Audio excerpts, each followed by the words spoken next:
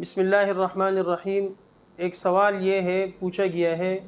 کہ قرآن مجید کی وہ کون سی ایسی آیت ہے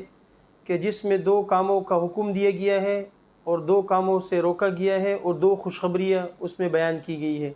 یعنی دو امر کا حکم ہے اور دو نہیں ہے اور دو خوشخبریاں ہیں۔ سورہ قصص کی آیت نمبر 7 میں اللہ تعالیٰ فرماتے ہیں وَأَوْحَيْنَا إِلَىٰ أُمِّ مُوسَىٰ أَنْ أَرْضِعِيهِ، کہ ہم نے موسیٰ علیہ السلام کی ماں کو الہام کیا کہ وہ اپنے بچے کو دودھ پلائے۔